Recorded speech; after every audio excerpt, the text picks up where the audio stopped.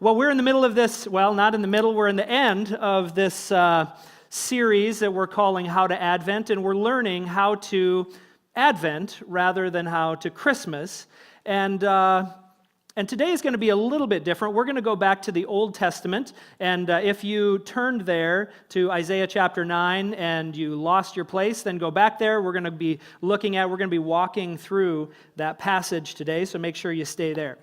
Now, I like to consider myself an optimist. I tend to look at the bright side of things, and in general, I tend to think the future is going to be better than the past. But sometimes my optimism is challenged. Oftentimes it's challenged whenever I make the mistake of going on social media. Then that you start to realize that maybe we ought to be a little bit more pessimistic. It'll challenge even the most positive person's optimism, and that's why I stopped going on social media a long time ago. But I also don't bury my head in the sand. I know that there's still a lot of poverty in the world. I know that we live in a world where, at least politically, we are very antagonistic toward each other and we're divided. I know we have an immigration system that needs some changes. I know that cancer still exists. I know all of these things, and yet I still am optimistic. Now, why is that? Well, I believe that humans have been able to accomplish some really good things in history. Advances in science and technology and medicine over the last few centuries have been absolutely amazing, and it's alleviated a lot of suffering in the world. We've solved a lot of the problems that have plagued humanity for most of human history. But despite all of this, my optimism does not come from the promise or from my faith in human progress.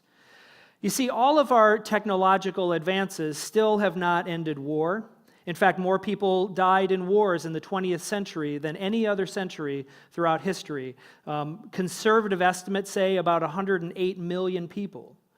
I don't know if our political polarization is greater than it's been in the past, but we certainly haven't solved it. We seem to disagree very much about what it means and how we can have a flourishing society. And when it comes to relationships, we have more tools to meet people and to maintain relationship than people have ever had in human history. We have dating apps, social media, texting, chat, video chat, and even something called the telephone. And all of them are right at our fingertips, and so we should be able to find and maintain relationships in a way that no society has ever done it before. We even have a ton of tools to maintain our relationship with God. We have dozens of Bible translations in just about every language imaginable, Bibles sitting around our house, as well as Bible apps, Bible study tools, daily readings that get sent to us right into our inbox, so we don't even have to work hard to find them. And yet, despite all of these things, all of these advances that are created to make life better, virtually every study in the last 20 years or so say that we are increasingly disconnected and lonely. One recent poll of 20,000 people, that's a large poll. A poll of 20,000 people said that 76% of Americans feel somewhat or severely lonely. Each successive generation is more lonely than the generation before them. In other words, it's not getting better, it's actually getting worse. And more research is tying things like loneliness to greater health risks. In fact, despite incredible advances in medicine and nutrition, the last 3 successive years, life expectancy of Americans has actually declined, which is the first time that that's happened since 1918, which was, if you remember, during World War I. And there was also a flu pandemic that killed about 675,000 Americans. Most attribute that modern decline to an increase in drug use and suicide, both of which are strong negative indicators of flourishing. And there are so many theories about why people are lonely today, from too much social media and internet use to the mobility of our society. But the most interesting one that I've read that a lot of psychologists tend to agree with is that for many people there seems to be just this underlying sense of homelessness. Now, some of this is because many of us don't live where we grew up, and so we feel ungrounded. We don't have that anchor that many people have had in the past. And this is certainly true for me. In fact, one of the most depressing thoughts that I have is if I were to die today, I have no idea where I would be buried. Have you ever thought about that before? I don't live in my hometown, and most of my family doesn't live in my hometown. They've migrated to a different town, to Sioux Falls, and I could consider that to be home, but I only lived there for 4 years during college, and I haven't really lived around my family for my entire adult life. And so even now, I've lived in Iowa for 13 years, here for 8 years, and I still don't know where is it that I would be buried, and that gives me a little bit of a feeling of homelessness. I don't know if any of you feel that way too. But the phenomenon isn't entirely new. There's the same kind of homelessness that the Israelites felt at the time that Isaiah was writing his book. And so in Isaiah chapter 9, Isaiah was writing to the people of Israel, and he was warning them actually that God was going to judge them. See, they were in the middle of a tense political situation, and there were a couple of world powers that were dominating the scene at the time: Assyria in the north and Egypt in the south, and a few years later Babylon would join in. And over the years, the kings of Israel waffled between paying tribute to the 3 different kings in order to receive protection from them. Whoever they thought was the strongest, that's the one that they would pay tribute to and hope that they would receive protection. But the prophets would continually go to the kings of Israel and they would say, don't trust these guys, because even though you think you're getting protection right now, eventually they're going to turn on you. God wanted them to trust him rather than to rely on their own political wisdom or savvy. And of course, Israel also worshiped other gods. They took advantage of the poor. They didn't work for justice for the oppressed. When they worshiped, they were just going through the motions. And all of these things were what God was warning them about. And what he warned them was that he was going to give them what they want. And eventually he did. So you want to trust in Assyria? Okay, you can trust in Assyria. Let's see how that works out for you. And they were taken away from their home, away from everything that was familiar to them. Well, eventually, some of them, the southern kingdom was carried off into Babylon, and surprisingly, life was okay in Babylon. There wasn't a lot of violence. The Babylonian economy was good, and they were largely open to foreigners in their territory, and so it was even possible for an Israelite to rise through the ranks of the government and to be successful there. But even with all of the positive externals, it still wasn't home. 70 years later, the Persians defeated the Babylonians and allowed the Jews to go back to Jerusalem. Nehemiah went back and he rebuilt Jerusalem, rebuilt the wall, and many of the Jews moved back home, but some of them stayed in Babylon, some of them migrated down to Egypt. They were still Jews, but they seemed to have lost something of themselves being away from their homeland. And even the Jews that were allowed to go back to Jerusalem just felt like it still was not quite the same, because they were living under the authority of another empire. Most of the Jews expected that God would deal with their situation. The way he would deal with their situation would be to fix it, to overthrow the Persians and return them to power. And through the years, as their oppressor changed from Persia to Greece to Rome, they still believed that that was going to happen. And then when they were back in power, then they could they could start to make the laws, and then things would start to feel a little bit more like home again. But Isaiah chapter 9 shows us that God had a little different solution in mind. And so he starts the chapter in the very beginning by telling them that even though things might look bad right now, there's a light at the end of the tunnel, so to speak. So for instance, look at verse 2. It says, "The people walking in darkness have seen a great light. Those living in the land of the shadow of death, a light has dawned." Now, this is a short sentence, but it's actually a very powerful image. Imagine if you're walking through a desert, and you've been walking for a long time, weeks or maybe even months. You're thirsty and you're exhausted and you're wondering if you're ever going to get to your place. Maybe you've been going around in circles. Maybe you're not even going the right directions. But then imagine that someone gives you a set of binoculars, and even with the binoculars, just faintly in the distance, you see the lights of a city. And you realize that you are headed in the right direction. what kind of an impact would that have on you? Would it energize you? Would it make you feel better about your position? There's still a long way to go, but at least you can see the light. You're not there yet, but with help, you can see the destination. And in fact, the outcome is sure, but it's only a matter of time. And this is the picture that Isaiah is giving to the people of Israel who had been in exile for hundreds of years, is giving them that little light in the distance to say, even though it's not here yet, you can see it in the distance.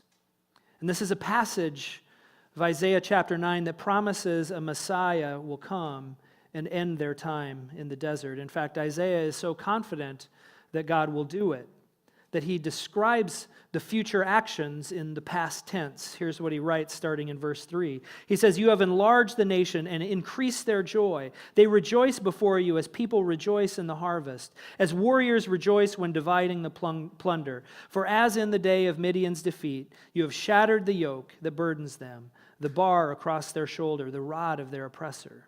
And then he switches over to future tense, and he writes, "Every warrior's boot used in battle and every garment rolled in blood will be destined for burning, will be fuel for the fire." Now, when we read this passage, it's easy for us to understand how Israel might have thought that the Messiah was going to be a political ruler or a military general.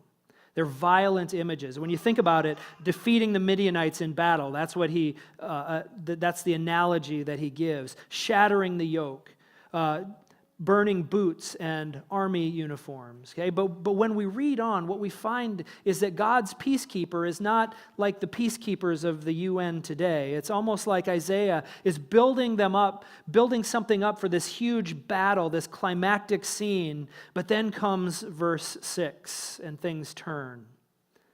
"For to us a child is born, to us a son is given, and the government will be on his shoulders, and he will be called Wonderful Counselor, Mighty God, Everlasting Father, Prince of Peace."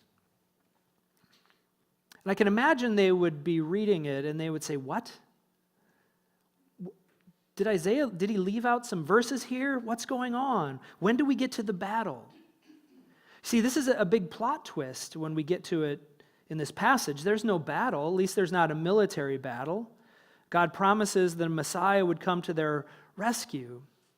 But in the end, it was going to look very different than what they had expected before.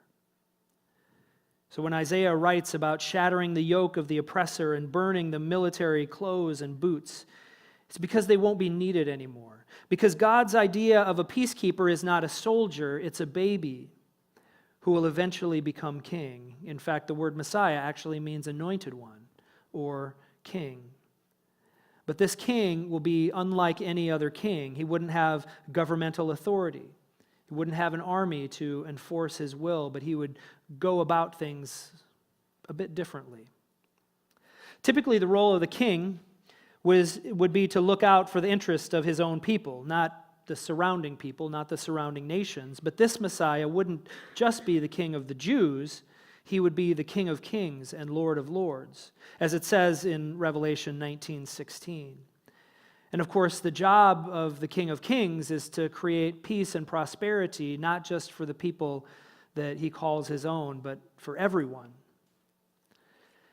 Now, we assume that because he is God and he's all-powerful, that he would accomplish this by a show of force, by coming down and striking fear into his enemies. And he's certainly been known to do that before, and he'll probably do it again. But when it came time for God to act on behalf of all of humanity, he didn't do so with power. He did so with his presence. What does that presence look like? Well, the answer is in verse 6. Where Isaiah gives 4 titles to the Messiah: Wonderful Counselor, Mighty God, Everlasting Father, Prince of Peace. And these 4 titles are not just names, but they're descriptions of the character of the Messiah. And so if we want to know how the Messiah is going to accomplish what he set out to accomplish, we need to look at these titles. And so let's walk through them one by one. First, Isaiah says that the Messiah will be Wonderful Counselor. Now, it's not wonderful like, well, so-and-so just had a baby. Isn't that wonderful? Okay, that's not really what he's saying. It's more like excellent or exceptional, not ordinary, but extraordinary. And then when we think about a counselor, he's going to be an extraordinary or an excellent counselor. When we think about that word, we think about someone who listens to you talk about your problems and then maybe gives you some good advice. But again, that's not really what Isaiah is getting at here. And it's not just to give advice to individuals, but it's the ability to create and administer good policies. The Old Testament scholar Walter Brueggemann calls it wise governance. In other words, how do you order a society for maximum flourishing? Well, the Messiah is going to be excellent at this. It's not through violence, it's not through coercion, but it's through changing hearts and minds. Now, fast forward to Jesus, and what we find is that Jesus never held a position of power, but he's the most influential teacher ever to live. His teachings have made their way into our social fabric. As secular as our world is, there's still an underlying foundation of Jesus' teachings in our world. For instance, do unto others as you would have them do unto you. We like that one. It's what we call the golden rule. Also, our society loves, don't judge lest you be judged. And rightfully so. That's good teaching. Okay? His teachings on forgiveness and caring for the poor and turning the other cheek at the time were revolutionary, and they continue to be revolutionary today. Throughout history, his followers have died fighting against injustice, founding hospitals and schools. They've created organizations to serve the poor and continue to give more money to the poor than any other group of people in the world today. He taught with an influence and a power like no one else. And his teachings have shaped our society in a way that no other teacher has in history. Jesus is a wonderful counselor. The second, Isaiah says that the Messiah is the mighty king or mighty God.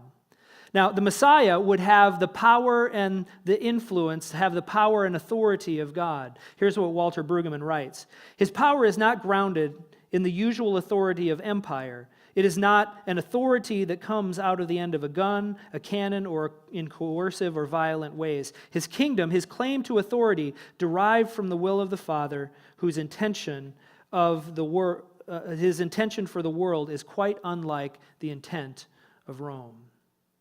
Now, one thing that maybe we don't realize is that power always has a source. Electricity goes back to the power plant, to fossil fuels or wind or to sunlight. The power of the U.S. president comes from the Constitution, and so on.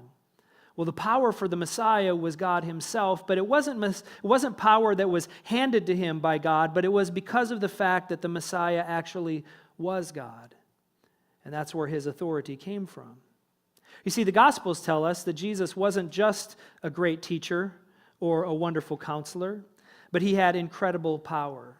He turned water into wine, he healed people, he cast out demons, he calmed the storm by speaking to it, he raised Lazarus from the dead, and he himself was raised from the dead after 3 days. And at the end of his life, when Jesus was questioned by Pilate about his kingdom, he said, "My kingdom is not from this world." In other words, this is not where I get my authority. Now, of course, this has to be true in order for him to make a real difference in the world, and there are really two reasons for this. First, if he was simply a military or political ruler, then his way would only be one among many, and there would be other competing rival kings and thrones, and people could say, "Who are you to try to impose your laws? Who are you to try to impose your culture on us?" But if Jesus' authority comes from God, then we can appeal to a higher law when the laws of a nation are unjust. Someone like Martin Luther King Jr. would never have succeeded if he couldn't have made an appeal to divine justice that overrides human law. The second reason Jesus had to be divine is that not all of the problems in the world are human problems. If the problems in our world were simply caused by unjust governments, it might be different. But the Bible speaks of spiritual forces that wage war against the human heart. See, we don't just need to have changed laws, we need to have changed hearts. And only a king whose authority comes from God can do that. Jesus is wonderful counselor, and he's the mighty God. Third, the Messiah was called the Everlasting Father. Now, this one is a little bit more difficult because we don't refer, and Jesus and the Bible doesn't refer to Jesus as Father. In fact, when Jesus prays, he prays to God, who is his own Father in heaven. And we call God our Father too. And so how can Jesus be the everlasting Father? Well, it's not necessarily that Jesus will be the Father. Remember, this is about the character and the function of a father. After all, Jesus said in John 14:9, if you've seen me, you've seen the Father. He said, I am the Father are one. And later in that same chapter, he's telling his disciples when he goes away, he says, I will not leave you as orphans. I will come to you. And so what we see is that even though Jesus calls God his Father as part of the Trinity, he shares the character and the role of the Father. And so what is the character and the role of the Father? Well, to Isaiah, the Father was the provider and the protector of his children, the provider and the protector of his family. But if the Messiah isn't just Father, he's not just a temporal Father, he actually is the everlasting Father. Okay, now listen to what Jesus says when in Matthew 28:20, when he's preparing to leave, when he's preparing to go back to heaven. After he commissions the disciples to continue on his mission, he says this, surely I am with you always, even to the very end of the age. So Jesus is the everlasting protector and provider. And finally, it says the Messiah will be the Prince of Peace. Now, if you've studied the Old Testament, then you will recognize that the word translated here as peace is the word shalom. And I've talked about it before. It's a very rich word with some amazing imagery associated with it. And as usual, I can't explain it better than the guys at the Bible Project. And so I brought a video that I want you to watch about shalom. The word peace is common in most languages. People can talk about peace treaties or times of peace. It means the absence of war. And in the Bible, the word peace can refer to the absence of conflict, but it also points to the presence of something better in its place. In the Old Testament, the Hebrew word for peace is shalom. And in the New Testament, the Greek word is eirene. The most basic meaning of shalom is complete or whole. The word can refer to a stone that has a perfect, whole shape with no cracks. It can also refer to a completed stone wall that has no gaps and no missing bricks. Shalom refers to something that's complex with lots of pieces that's in a state of completeness, wholeness. It's like Job, who says his tents are in a state of shalom because he counted his flock and no animals are missing. This is why shalom can refer to a person's well-being. Like when David visited his brothers on the battlefield, he asked about their shalom. The core idea is that life is complex, full of moving parts and relationships and situations, and when any of these is out of alignment or missing, your shalom breaks down. Life is no longer whole, it needs to be restored. In fact, that's the basic meaning of shalom when you use it as a verb. To bring shalom literally means to make complete or restore. So Solomon brings shalom to the unfinished temple when he completes it. Or if your animal accidentally damages your neighbor's field, you shalom them by giving them a complete repayment for their loss. You take what's missing and you restore it to wholeness. The same goes for human relationships. In the book of Proverbs, to reconcile and heal a broken relationship is to bring shalom. And when rival kingdoms make shalom in the Bible, it doesn't just mean they stop fighting, it also means they start working together for each other's benefit. This state of shalom is what Israel's kings were supposed to cultivate, and it rarely happened. So the prophet Isaiah, he looked forward to a future king, a prince of shalom. And his reign would bring shalom with no end. A time when God would make a covenant of shalom with his people and make right all wrongs and heal all that's been broken. This is why Jesus' birth in the New Testament was announced as the arrival of eirene. Remember, that's the Greek word for peace. Jesus came to offer his peace to others, like when he said to his followers, "My peace I give to you all." The apostles claimed that Jesus made peace between messed up humans and God when he died and rose from the dead. The idea is that he restored to wholeness the broken relationship between humans and their creator. This is why the Apostle Paul can say Jesus himself is our eirene. He was the whole complete human that I am made to be but have failed to be. And now he gives me his life as a gift. And this means that Jesus' followers are now called to create peace. Paul instructed local churches to keep their unity through the bond of peace, which requires humility and patience and bearing with others in love. Becoming people of peace means participating in the life of Jesus, who reconciled all things in heaven and earth, restoring peace through his death and resurrection. So peace takes a lot of work, because it's not just the absence of conflict. True peace requires taking what's broken and restoring it to wholeness, whether it's in our lives, our relationships, or in our world. And that's the rich biblical concept of peace. Much better than I could have done. Okay. Jesus is the Prince of Peace. Now, people have made a valiant effort throughout the course of history in our own power to solve many of the problems of our world. And in many ways, we've made life easier and safer and more bearable than it's ever been. Every election, politicians stand at rallies and they promise to solve all the problems that plague us.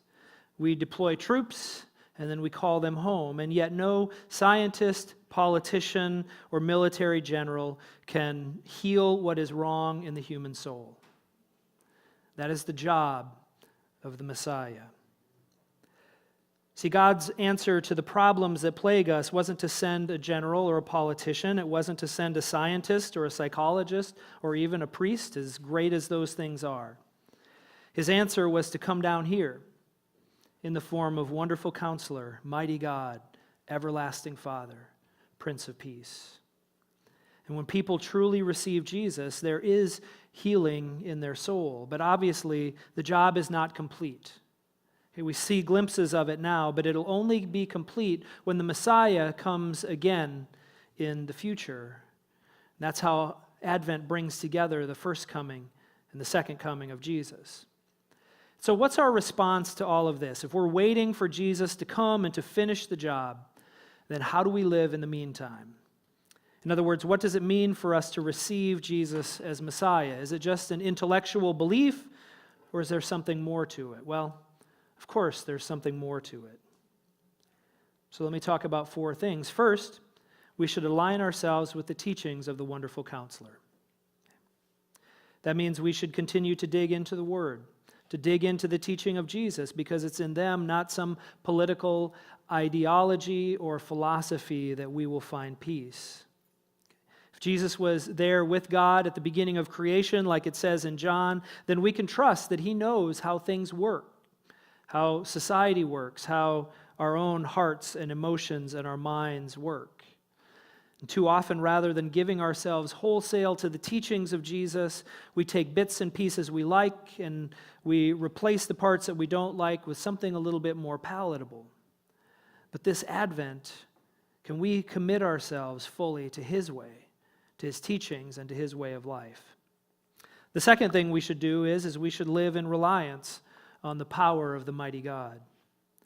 Now, I don't have to rehash this for you too much. We just did an entire series on prayer, and so if you weren't here for that, then go back on our website and you can watch all of them when it comes to prayer. We did an entire focus season on it. But how many Christians today live their everyday lives as if God does not even exist? Oh, I mean, sure, we try to be nice and we try to be moral people, but do we pray as if our prayers actually have power?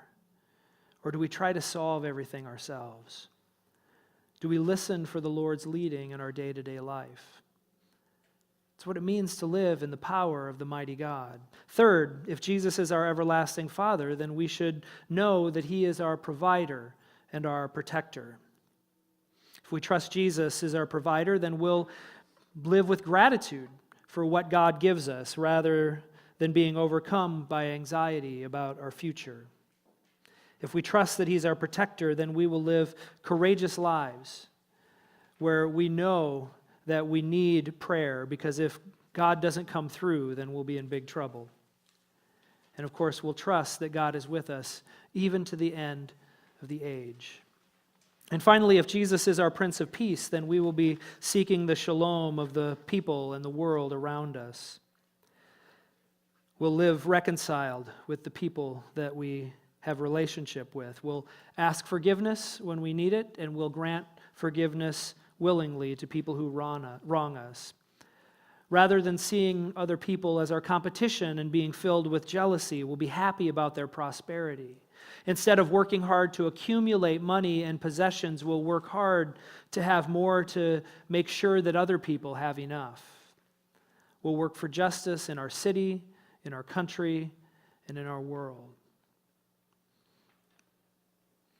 Now, I want to encourage you sometime over the next few days, today or tomorrow or whatever, to take some time to just go through Isaiah chapter 9 again and maybe take the time to meditate on these 4 names for the Messiah, these characteristics of Jesus, and then search your own life in light of them.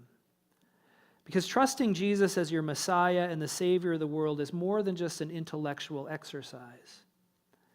But it's believing that what he says is true, that what he does is powerful, and that it can have a profound impact on our lives when we live in accordance with it.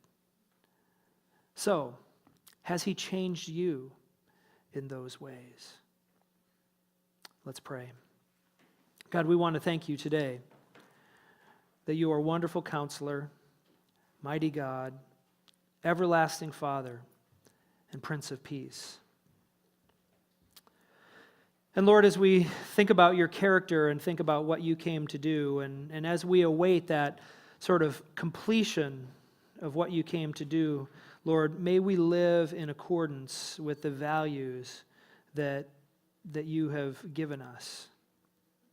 Lord, even when we don't see the fullness of what you are doing in bringing peace and bringing shalom to the world and reconciling us to God and to reconcile us to each other, even though we don't see the completion of that, Lord, may we live in the meantime with that end in mind. I pray that we would be going that direction. Lord, as we think about what the Messiah is, what the Messiah was called to do, not just for the Jews, but for us, Lord, I pray that, like the song says, that we would receive our King. So God, align us with your values, change our hearts, change our minds, bring us wholeness, both inside and in our relationship with other people. And may we see your power as we seek your face. We pray this in Jesus' name.